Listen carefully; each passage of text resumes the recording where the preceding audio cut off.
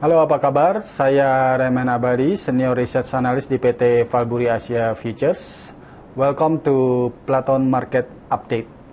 Hari ini saya akan menyampaikan research terbaru kami mengenai kinerja dolar, euro dolar, dolar yen menjelang sidang FOMC Juni ini. Ya, indeks dolar di tahun 2015 ini bergerak fluktuatif.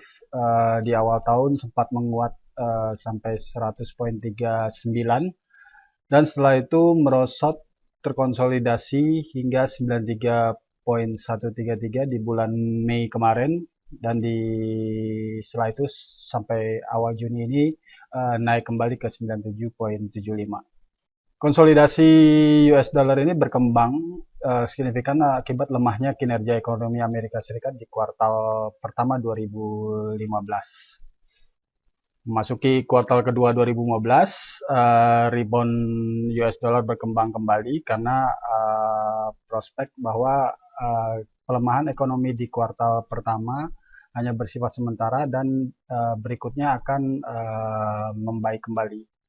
Nah, untuk video komentar ini yang menjadi pertanyaan kedepannya adalah apakah konsolidasi US dollar dari 100,39 ke 93,133 ini sudah selesai dan kemudian akan lanjut naik, atau sebaliknya reboundnya dari 93 ke 133 dari 93,133 ke 97,775 ini hanya bersifat sementara dan kemudian harga akan tertekan lebih jauh lagi ke depannya. Kita coba mengulas dari ekonomi Amerika Serikat di kuartal pertama 2015, di mana pertumbuhan PDB atau GDP-nya di kuartal pertama tersebut dalam basis tahunan terkontraksi minus 0,7%. Nah, ini kontraksi ini terjadi setelah pertumbuhan ekonomi Amerika Serikat di kuartal ketiga tahun 2014 itu meningkat 5%. Nah, sementara dari The Fed sendiri dalam sidangnya April lalu mengakui bahwa terjadinya pelemahan ekonomi Amerika Serikat di kuartal pertama. Namun juga di pertemuan The Fed tersebut menyatakan bahwa pelemahan ekonomi kuartal pertama ini hanya bersifat sementara. Di bulan Juni ini, yang menjadi fokus perdagangan adalah pertemuan FOMC The Fed Amerika Serikat atau Dewan Kebijakan Moneter Bank Sentral Amerika Serikat yang akan diselenggarakan pada 16 sampai 17 Juni, di mana dalam pertemuan ini akan dinantikan keputusan kebijakan moneter yang nampaknya dari perkembangan terakhir dan juga termasuk dari hasil keputusan kebijakan moneter di sidang The Fed April sebelumnya mengindikasikan bahwa kemungkinan tidak akan ada perubahan suku bunga di pertemuan Juni ini. Lalu berikutnya yang akan menjadi fokus dari pertemuan FOMC ini adalah proyeksi ekonomi kuartalan. Jadi kita bisa melihat kira-kira bagaimana proyeksinya, apakah pelemahan ekonomi kuartal pertama seperti yang dinyatakan The Fed itu hanya bersifat sementara atau tidak. Jadi kita bisa lihat dari proyeksi kuartalan ekonominya. Yang berikutnya adalah konferensi pers dari Ketua Umum The Fed atau Kepala Bank Sentral Amerika Serikat, Janet Yellen, yang di dalamnya mungkin kita akan bisa memperoleh indikasi apakah prospek kenaikan suku bunga 2015 ini masih akan dilakukan oleh Amerika Serikat. Kalau kita lihat komentar terakhirnya, Janet Yellen masih konsisten untuk prospek kenaikan suku bunga Amerika Serikat di tahun 2015. Jadi secara umum di pertemuan FOMC meeting 16-17 Juni nanti, kita akan melihat bagaimana prospek ekonomi Amerika Serikat pasca pelemahan di kuartal pertama, dan juga bagaimana prospek kenaikan suku bunga yang belakangan ini gencar dikatakan akan dilakukan pada 2015 ini. Dari The Fed sendiri, pada kesempatan ini saya akan membahas mengenai dual mandate dari The Fed. Ini adalah mandat untuk Bank Sentral Amerika Serikat. Ada dua, salah satunya adalah tenaga kerja. Nah, di sini saya ketengahkan beberapa grafik tenaga kerja Amerika Serikat. Yang pertama, unemployment rate. Ini data terakhir di bulan April, tingkat penganggurannya mencapai 5,4% dan itu adalah level terbaiknya sejak 2008 untuk tingkat penganggurannya. Berikutnya saya ketengahkan ini adalah jobless claim atau tunjangan pengangguran Amerika Serikat dalam basis mingguan. Yang mana data terakhir belakangan ini mencapai level terbaiknya 262.000. Ini adalah level terbaik dalam 15 tahun untuk weekly jobless claim Amerika Serikat. Di grafik terakhir tenaga kerja, saya ketengahkan non-farm payroll. Kalau kita lihat belakangan ini stabil di level 200.000, di antara level 200.000 ini adalah level ataupun area terbaik non-farm payroll sejak krisis finansial Amerika Serikat 2007-2008. Meskipun di belakangan ini, beberapa bulan terakhir ini, khususnya di kuartal pertama, itu sempat terjadi tekanan ke level 85.000 pada bulan Maret 2015 lalu. Ini tekanan cukup drastis kalau dilihat dari level 423.000 di November 2014 sebelumnya. Dan ini mungkin salah satu cerminan pelemahan ekonomi Amerika Serikat di kuartal pertama. Jadi untuk mandat tenaga kerja, di sini The Fed punya tugas untuk menjaga penyerapan tenaga kerja semaksimal mungkin. Mandat kedua dari The Fed adalah stabilitas harga. Ini berkaitan dengan indikator inflasi. Di sini saya ketengahkan 4 grafik yang berhubungan dengan inflasi. Yang pertama CPI untuk basis tahunan, di mana di bulan lalu terkontraksi lebih jauh, minus 0,2%. Dan di sebelahnya adalah core inflation, jadi core CPI. Core itu artinya di luar harga makanan dan energi, yang belakangan ini stabil di level 1,8%. CPI ini merosot di bawah level target The Fed 2%. Jadi The Fed mempunyai target inflasi 2% yang harus dijaga. Dan belakangan ini karena tekanan harga minyak dunia dan juga tekanan ekonomi Amerika Serikat di kuartal pertama, inflasi baik yang inflasi umum CPI, overall CPI dan core CPI itu mengalami tekanan, khususnya overall CPI yang memasukkan harga energi dan makanan ini praktis mengalami kontraksi dan rata-rata di 2015 ini terhitung masih di zona level minus atau kontraksi atau bisa disebut zona deflasi. Berikutnya di bawah adalah indikator inflasi yang bisa kita lihat dari dua grafik di bawah ini. Ini adalah tingkat upah. Yang pertama average hourly earning. Yang berikutnya di sebelahnya adalah tingkat upah atau gaji.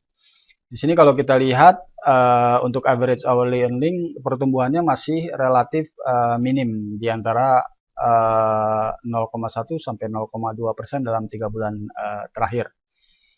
Nah, sementara di tingkat upah dan gaji warga masyarakat Amerika Serikat itu mengalami penurunan yang cukup drastis dari 5,32% hingga bulan terakhir ini adalah 3,84%. Jadi secara umum kalau kita lihat di mandat kedua The Fed ini untuk inflasi atau stabilitas harga, ada tekanan di mandat ini. Jadi inflasi relatif mengalami deflasi untuk overall inflasinya, dan juga pendukung inflasi seperti tingkat upah ini masih belum cukup untuk mendorong bangkitnya inflasi Amerika Serikat, setidaknya mendekati target 2% dari The Fed.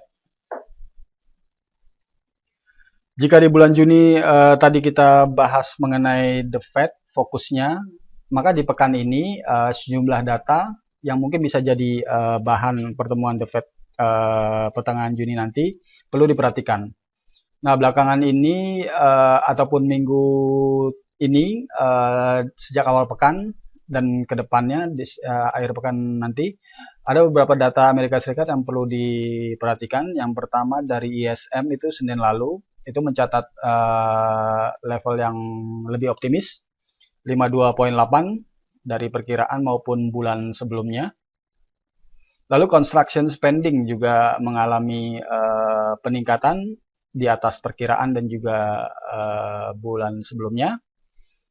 Dan kemudian masuk ke hari Selasa, durable goods dan factory orders dirilis lebih pesimis dari perkiraan dan juga bulan sebelumnya. Nah, di hari Rabu, karena ini datanya disusun sebelum rilis data ADP employment dan ISM manufaktur. Di sini saya ketengahkan update-nya untuk data yang dirilis Rabu malam ini untuk ADP employment dirilis 201 ribu, di atas perkiraan 200 ribu dan 169 ribu. Lalu ISM non manufaktur dirilis lebih pesimis, jadi 55,7 dari 57,0. Di akhir pekan, Kamis dan Jumat pekan ini akan dirilis weekly jobless claim dan juga non-farm payroll. Yang keduanya diproyeksikan lebih optimis. Yang menjadi catatan penting di sini adalah untuk ADP employment dan ISM non manufaktur.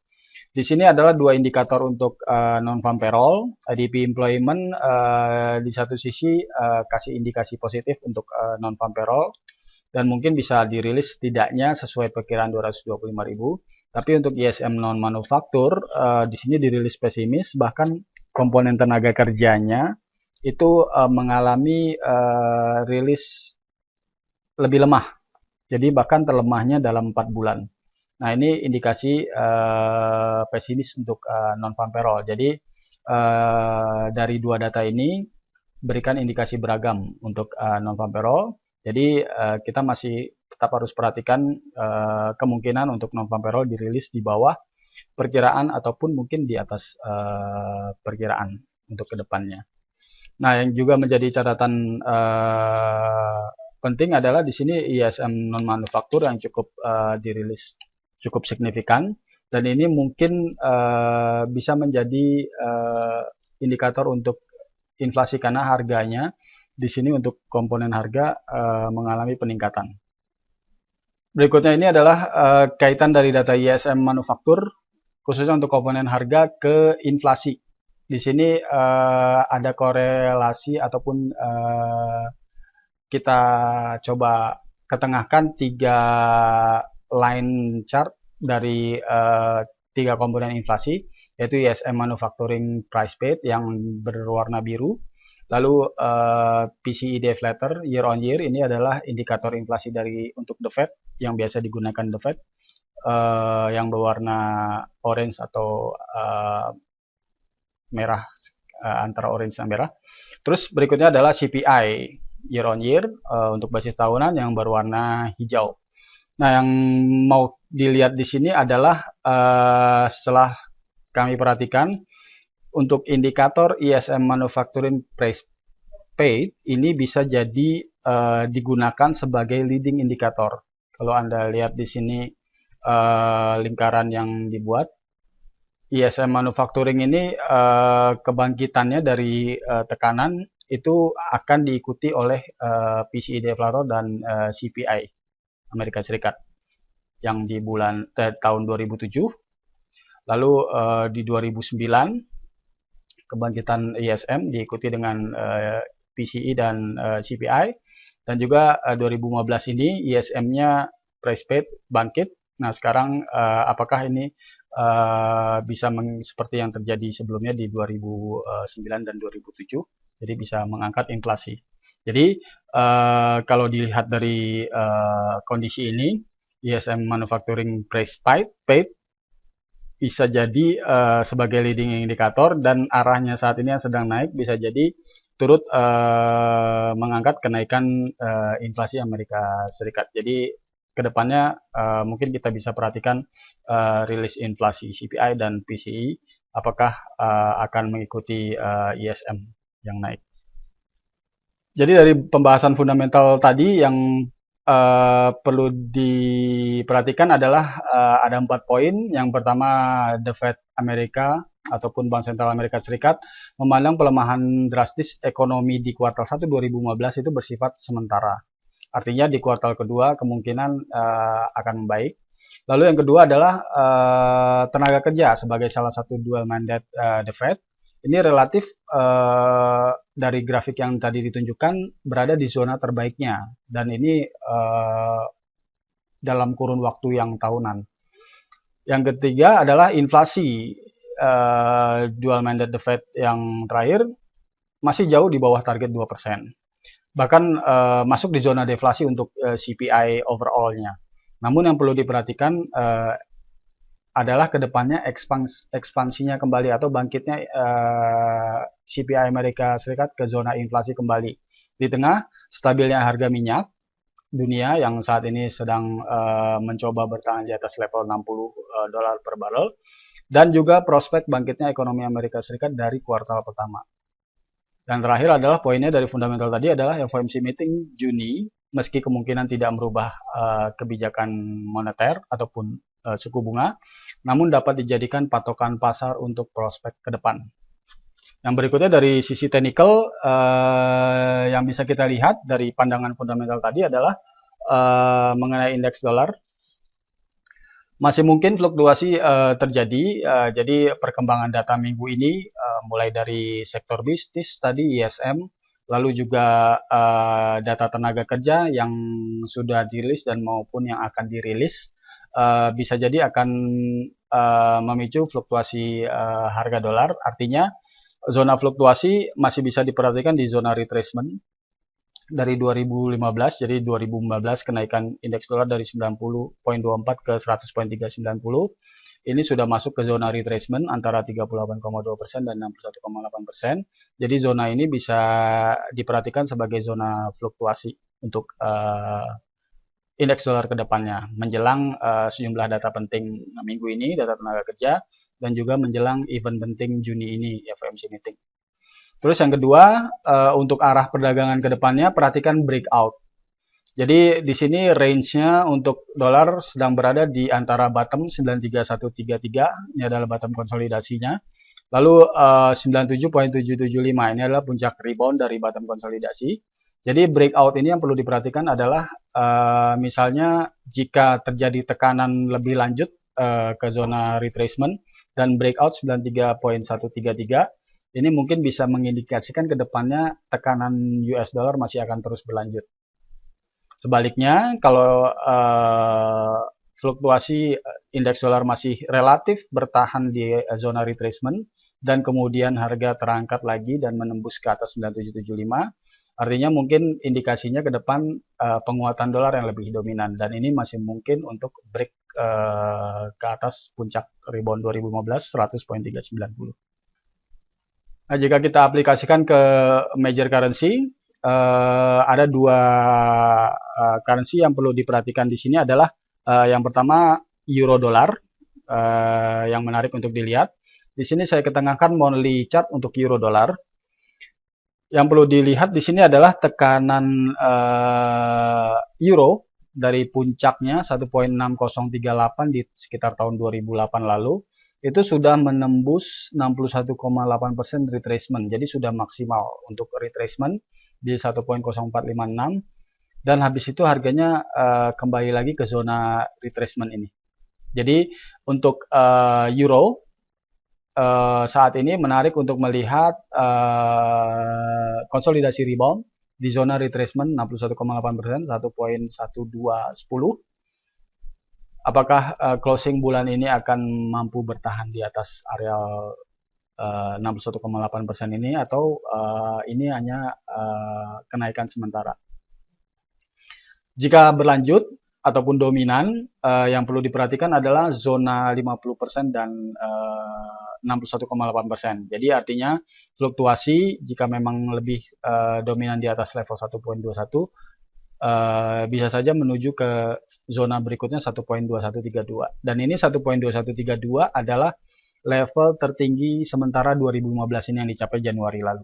Jadi artinya kalau memang terjadi kenaikan signifikan ke areal ini, euro di tahun 2015 ini sudah mereverse tekanannya 100%. Jadi artinya full reverse dan mencapai level tertinggi 1.2132. Berikutnya adalah euro dolar dalam daily chart. Ini mungkin lebih detail lagi mengenai pergerakan jangka pendeknya ini saat ini.